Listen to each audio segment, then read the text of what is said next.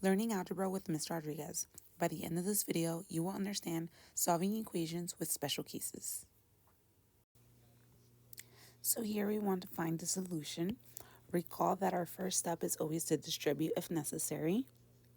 So this -2 needs to get multiplied into everything inside the parentheses. -2 times x is -2x, and -2 times a +3 is a -6. So I'm going to write -6. And I'm going to bring down everything I did not use. Notice that I have the same exact thing on the left side that I do on the right side. My next step would be to move my variables together. So because I have -2x and an x on the right, I want to move them together by doing opposite operation. So because it's a minus, I want to do a +2x. When I do this, I end up with -2x plus 2x. That gives me 0. -2x plus 2x gives me 0 again. So what am I left with? On the left side, I am left with a -6. And on the right side, I am left with a -6. This is a true statement.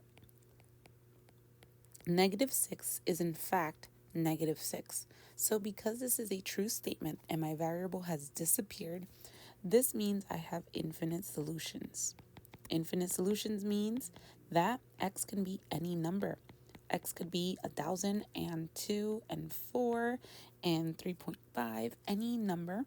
So another word I can say is all real numbers. If it is a real number, it could be a solution to this equation. So let's try and solve this. We do not need to distribute or combine like terms, so we can go ahead and go straight into move variables together. So because I have a variable on the left and on the right, I want to move them together by doing opposite operation. So this means to add or subtract. Because it's a positive, I am choosing to subtract. So x minus x, which is the same thing as 1 minus 1, gives me 0. So it cancels on both sides. This time, I am left with a +3 equals a -6. This is not true. 3 does not equal -6, so this means there is no solution. There is absolutely no number x could be to make this equation work, so my answer is no solution.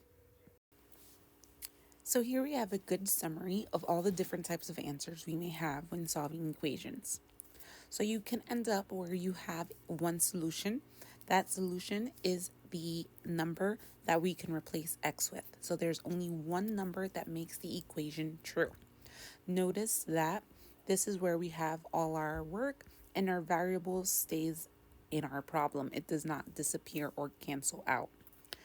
We can also have an example where we have no solution. This is where our variable cancels out and I am left with an equation that is not true. 3 does not equal -1, so this is not true. That's why it's no solution. Or you can end up with an equation where the variables cancel out and you do end up with a true statement. 3 does equal 3. This is true, so that's why it's infinite solutions. Take note at the type of equations I may have.